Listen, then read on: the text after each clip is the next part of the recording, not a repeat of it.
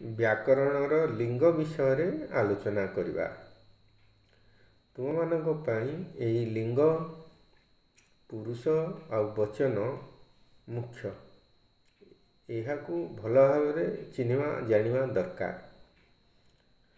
पुरुष आ वचन तो पढ़िवा, किंतु आजिर मुख्य आलोचनार विषय होउची लिंग। शब्द प्रयोग रे शब्द को चिन्हवारे लिंगर आवश्यकता थाए। साधारणतः लिंग तीन प्रकारर: पुंलिंग, स्त्रीलिंग, क्लीबलिंग। पुल्लिंग किए ना पुरुषवाचक शब्द गुड़िक होउचे पुल्लिंग। स्त्रीवाचक शब्द गुड़िक स्त्रीलिंग। नुहे पुरुष नुहे स्त्री एवं जार जीवन नाही एमाने हेले क्लीबलिंग बा नपुंसकलिंग। एमिति तीन भाग रे विभक्त होउछि लिंग। एटा तुमे सब जानिच, किंतु आलोचना रे जेहेतु रहुछि तेणु आमे ताको आलोचना करूचे। साधारणतः जो शब्दर शेष रे अ आसे, एटा को मन रख। जो शब्दर शेष रे अ आसे ताहा पुल्लिंग। राम हो, कृष्ण हो, एमती सब हम। जदि पुल्लिंग न हो ताले निश्चित भाव से क्लीबलिंग हम। अकारांत शब्दर पुल्लिंग आ क्लीबलिंग हुए। जो शब्दर शेष रे आ, दीर्घई, दीर्घ उ, रु, हर्षई ये सब आसे, सेठी मध्य स्त्रीलिंग हुए। किंतु साधारणतः आ दीर्घई से संपूर्ण भाव में स्त्रीलिंगांत शब्द। रमा, मति, सृष्टि, प्रकृति, श्री, धी, बधू ये सब होची स्त्रीलिंगांत शब्द। किंतु स्पेशल आ, दीर्घई, दीर्घ एगुड़िक निहाती भाव में स्त्रीलिंगांत शब्द। जार शेष रे त्व, ल्यूट आ स्वयं प्रत्यय रहे, क्रिया विशेषण शब्द नपुंसक लिंग अटे। किमिति ना ज्ञानम, दधि, मधु, धनु, बारी, चर्मन, पत्रम, छत्रम, आम्रम, कुसुमम ये सबू है क्लीबलिंग शब्द। पुल्लिंग शब्द किए आउ कह ना देव, नर, पशु, गिरी, स्वर्ग, केश, दंत, भुज, रथ, समुद्र, असुर, मयूर, पाषाण, समय ए सबू। विशेष कथा गोटे जे पुल्लिंग शब्द आम केमिति चिन्हवा, ता देहरु गोटे दुईटी केतोटी सूत्र आम जानिया। देख, जो शब्द गुड़िकर अंतरे घई, अफ, घ, अच प्रत्यय थाए, यथा जमिति पाकह, त्यागह, रामह ये सब है घय प्रत्यय। करह, गरह, विस्तारह, चयह, जयह ये सब रहिले एगुड़िक पुल्लिंगांत हुए। जो शब्द गुड़िकर अंतरे नय प्रत्यय थाए, यथा जत्न, प्रश्न, यज्ञ एगुड़िक पुल्लिंगांत हुए।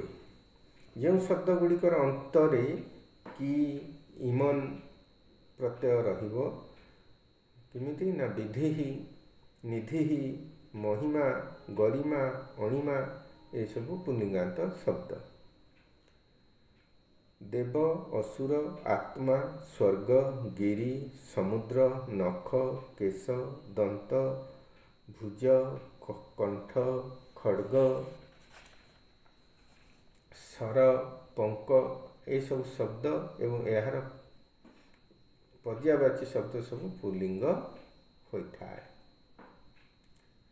जार शेष ନରେ ହଳଦ ନ ଶବ୍ଦ ଥାଏ, ଯେମିତି ରାଜନ କହିଲେ ରାଜା।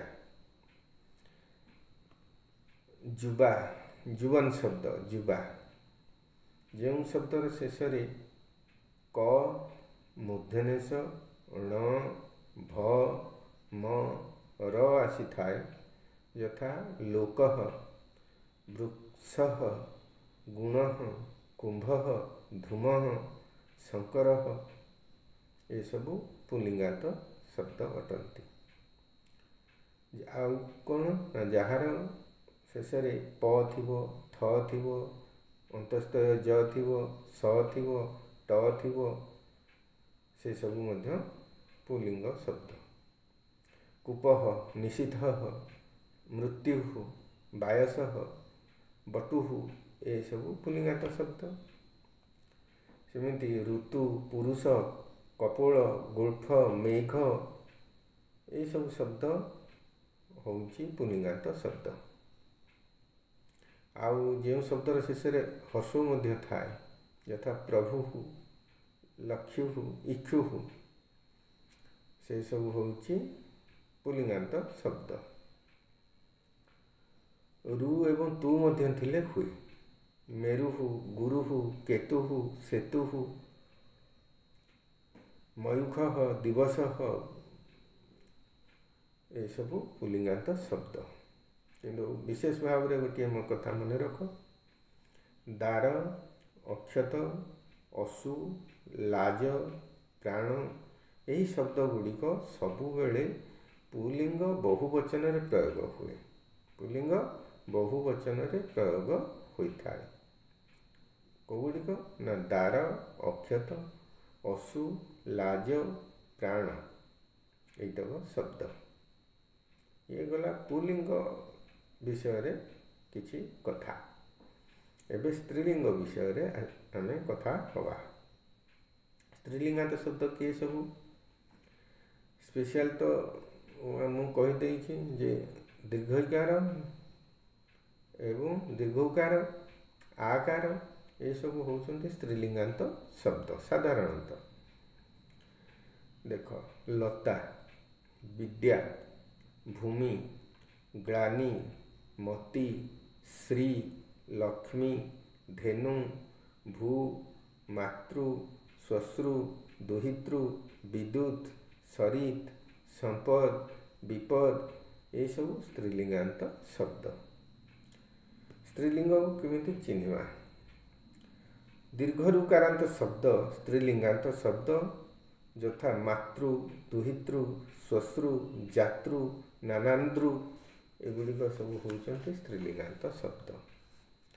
ଆଉ କ'ଣ ନା ଯାହାର ଅନ୍ତରେ କ୍ତିନ୍ ତଳ ଇଁଫ୍ ଟାପ୍ ପ୍ରତ୍ୟୟ ସବୁ ଥାଏ, ସେଗୁଡ଼ିକ ସ୍ତ୍ରୀଲିଙ୍ଗାନ୍ତ ଶବ୍ଦ ହୁଏ।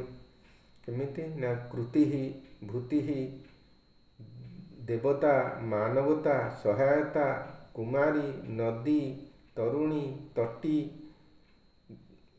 କୁରୁଃ ଚମୁଃ ବଧୂଃ ରମା, ଏସବୁ ଶବ୍ଦ। ବିଦ୍ୟୁତ୍ ଭୂମି ସରିତ୍ ଲତା ବନିତା ନିଶା ବଲ୍ଲୀ ବୀଣା ଦିଶ୍ ହ୍ରୀ ବାଣୀ, ଏସବୁ ଶବ୍ଦ ହେଉଛି ସ୍ତ୍ରୀଲିଙ୍ଗାନ୍ତ ଶବ୍ଦ। ତଡ଼ିତ୍ ସୌଦାମିନୀ ଯାମିନୀ କ୍ଷଣଦା ବିରୁଦ୍ଧ ଦିଶା ଭୂମି ଭୂ ରସା ଅଚଳା ପୃଥ୍ୱୀ ଗୋତ୍ରା ଧରିତ୍ରୀ ନଦୀ ତଟିନୀ, ଏସବୁ ଶବ୍ଦ। ଯାହାର ଶେଷରେ ଇନି କ୍ୟପ୍ ଟାପ୍ ଦୀର୍ଘଇ ମି ନି ଏସବୁ ରହେ ପ୍ରତ୍ୟୟ, ଏଗୁଡ଼ିକ ସବୁ ପ୍ରତ୍ୟୟ। ଏଇ ପ୍ରତ୍ୟୟ ରହିଲେ ସ୍ତ୍ରୀଲିଙ୍ଗାନ୍ତ ହୁଏ। କେମିତି ନା ପଦ୍ମିନୀ ଫଳିନୀ ବିଦ୍ୟା ଶଯ୍ୟା ହତ୍ୟା ଶିବା ପରୀକ୍ଷା ପ୍ରଶଂସା ଲକ୍ଷ୍ମୀ ଭୂମିଃ ଗ୍ଳାନିଃ ତନ୍ତ୍ରୀଃ ତରିଃ, ଏସବୁ। ସଂଖ୍ୟାବାଚକରେ ବିଂଶତିଃ ତ୍ରିଂଶତ୍ ଚତ୍ୱାରିଂଶତ୍ ପଞ୍ଚାଶତ୍ ଷଷ୍ଠୀଃ ସପ୍ତତିଃ ଅशीतिः नवति इत्यादि एगुड़िक होउचंती स्त्रीलिंगात शब्द। से भली आउ कौन ना संपद आपद शरद एगुड़िक मध्य स्त्रीलिंगात शब्द। ग्रीवा हनु करेणु करेणु कहले हाथी। धेनु रज्जु कुहु तनु रेणु प्रियंगु ये सब शब्द स्त्रीलिंगात शब्द। विशेष नियम विशेष कथा गोटे स्त्रीलिंग रे अप्सरस वर्षा सिकता समा सुमनस ये शब्द गुड़िक सबुबले स्त्रीलिंग आ बहुवचन होता। ये शब्द गुड़िक सब स्त्रीलिंगर बहुवचन हुए, तार एक वचन दुई वचन न थाए। ये गला स्त्रीलिंग कथा। तापर आम नपुंसक लिंग कथा आलोचना करवा।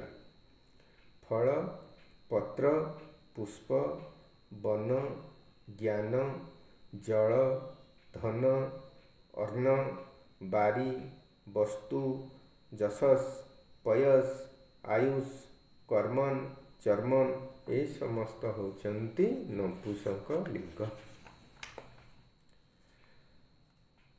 ताकू केमिति चिन्हिबा? जो शब्द गुड़िकर शेष ल्यूट प्रत्यय ण्यंत तदितर स्वयं अण ये सब आसे से नपुंसक लिंग हुए। केमिति ना हसनम गमनम सहितम कृतम लघुत्वम गुरुत्वम सौंदर्यम लाघवम कार्यम भोज्यम त्याज्यम ये सब शब्द। आउ कौन ना जत ज ढक जख अण बोण छ ये सब प्रत्यय रही थाए। से गुड़िक मध्य हुए किमिति ना स्तेयम गेयम संख्यम कापेयम वैनेतेयम आधिपत्यम औष्ट्रम पुस्तकीयम किरातार्जुन्यम पितापुत्रकम राजकम ये सब शब्द। अव्ययभाव समासर शब्द सब नपुंसक लिंग रे होता है। केमिति ना उपकुंभम उपनगरम इंद्र सभम पिशाच सभम ये सब हुए। राजा और मनुष्य पूर्व पदरे रहिले राजा शब्द और मनुष्य शब्द यदि पूर्व पदरे रहिबो नपुंसक लिंग होबनी। केमिति ना राजसभा राज शब्दटा पूर्व रे रहिला। चंद्रगुप्त सभा एटी सब हम ना। चंद्रगुप्त जन मनुष्यर ना, तेणु एटी नपुंसक लिंग हो पारिबो नाही। द्विरात्रम पंचरात्रम ये सब होउचंती नपुंसक लिंग। जसह पयः हविः बपुः अहः चर्म चर्मन शब्द ये सब होउचंती क्लीबलिंग शब्द। जो शब्द गुड़िकर शेष ळ थाए ताहा क्लीबलिंग हुए। कुलम स्थलम शतम सहस्रम ये सब शब्द। पत्रम छत्रम फल जातिवाचक शब्द यथा आम्रम आमलकम ये सब शब्द क्लीबलिंग शब्द।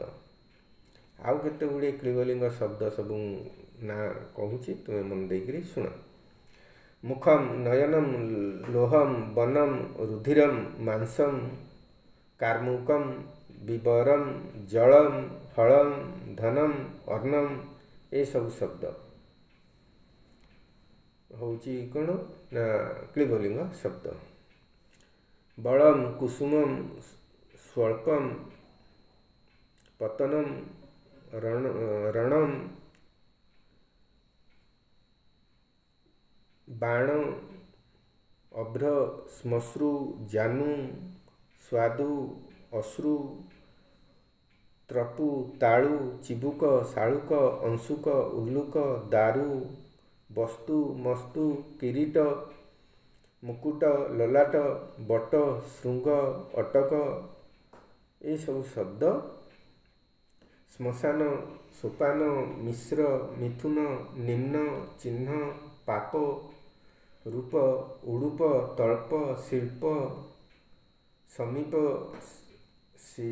ସିଦ୍ଧ୍ମ, ଯୁଧ୍ମ, ଅଧ୍ୟାତ୍ମ, କୁଙ୍କୁମ, କିଶଳୟ, ଇନ୍ଦ୍ରିୟ, ହୃଦୟ, ଉତ୍ତରୀୟ, ଶିରୀଷ, ଅମ୍ବରୀଷ, ପୀୟୁଷ, ପୁରୀଷ, କିଳୀଷ, କଳ୍ମଷ, ସାହସ, ଦୀନ, ଅହନ, ତୀର, ଦୂର, କେଉର, କେଦାର, ଉଦର, ଅଜସ୍ର, ଶରୀର, କନ୍ଦର, ମନ୍ଦାର, ପଞ୍ଜର, ଏସବୁ ଶବ୍ଦ କ୍ଳିବଲିଙ୍ଗାନ୍ତ ଶବ୍ଦ।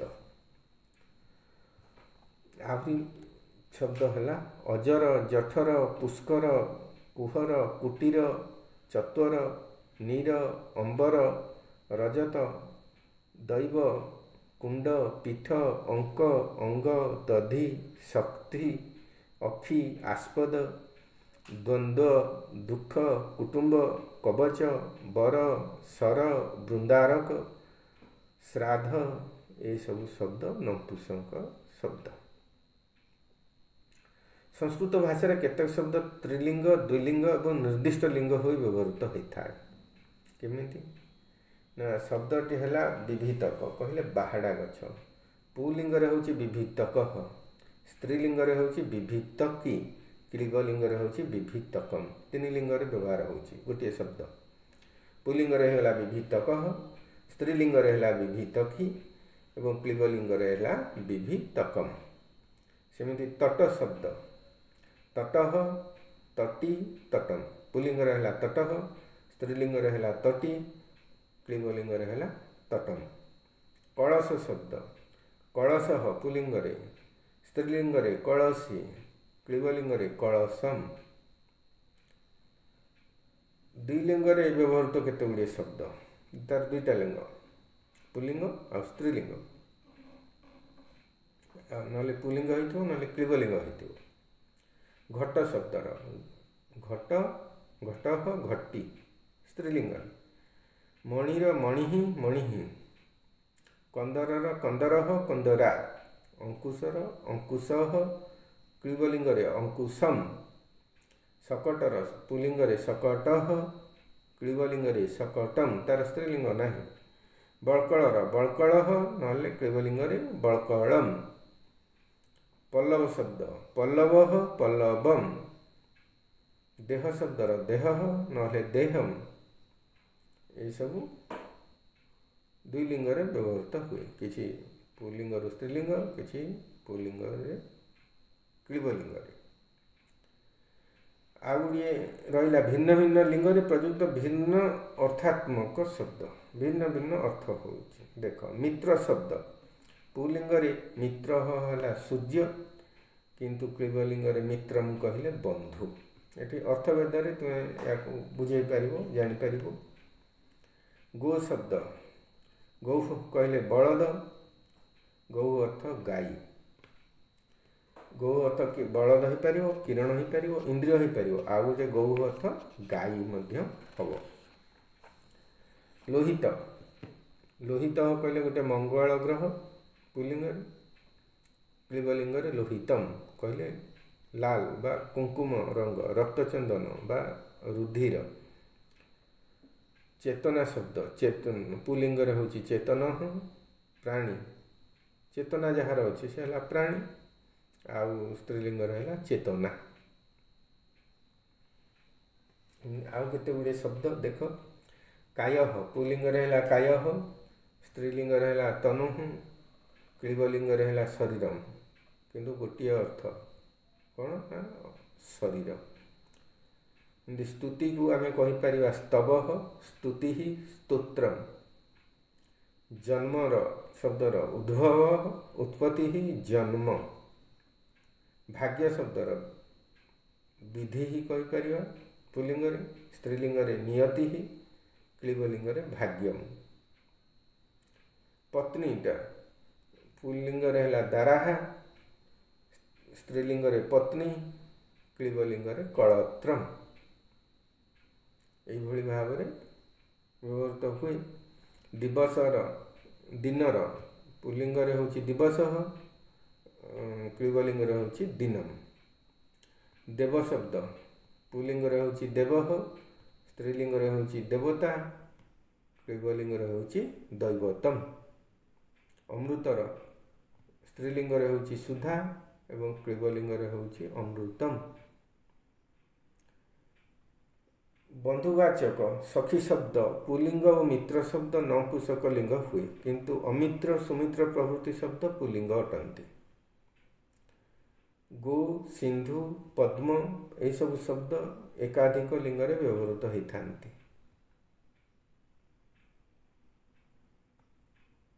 स्त्री बा नारी शब्द पर जन बा लोक शब्द रहिले ताहा पुल्लिंग होता है। मन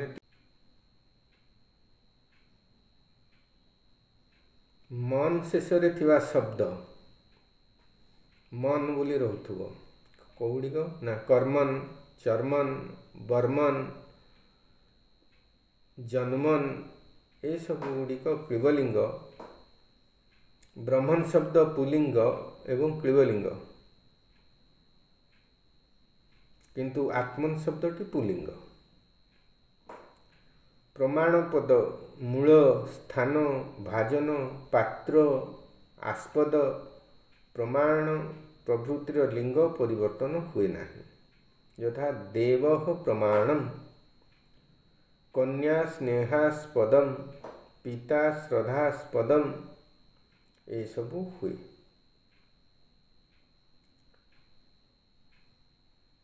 विभिन्न लिंगबोधक एकाधिक विशेष्यर विशेषण पर लिंग निर्णय करा जाए। केमिति ना पुल्लिंग और स्त्रीलिंग उभय विशेष्यर एक विशेषण हेले विशेषण पुल्लिंग हब। पुल्लिंग और स्त्रीलिंग उभय विशेष्यर एक विशेषण हेले विशेषणटी पुल्लिंग हेब। केमिति ना पुत्रः कन्या च सुंदरौ। आउटे है पुल्लिंग और क्लिबलिंग उभय विशेष्यर एक विशेषण हेले विशेषण क्लिबलिंग हम। केमिति ना लता पत्राणि च कोमलानि। लता पत्राणि च कोमलानि। आउटे पुल्लिंग स्त्रीलिंग और क्लिबलिंग विशेष्यर एक विशेषण हेले विशेषण क्लिबलिंग हो। यथा राम सीता मित्रं च पूजनीयानि। केमिति हला राम सीता मित्रं च पूजनीयानि। एक दुई चतुर विशेष्य अनुसारे तीन लिंगरे व्यवहृत हुए। पंच ठारू अष्टादश पर्यंत सबु लिंगरे समान। 19 ठारू 99 है स्त्रीलिंग। 7 ठारू 1000 पर्यंत अयुत लक्ष नियुत ये सब है नपुंसक। कोटिटा हूँ स्त्रीलिंग शब्द। ये सब है लिंग उपरे आलोचना। क्यों क्यों शब्द गुड़िक क्यों लिंग ता विषय आम टिके आलोचना कले। तेणु तुम्हें मानी या बारंबार शुणव बहिरू किसी पढ़व शब्द रूपरू तुम्हें जापर कौटी पुल्लिंग स्त्रीलिंग क्लिबलिंग सब रही देख अनुसार मन रखी कार्य लगे पड़ो। विशेषकर वाक्य गठन ट्रांसलेशन रे ताहा तुम्हें निश्चित निर्भुल भाव में प्रयोग कर मोर आशा। आज सर्वमोट एतिकी थाउ।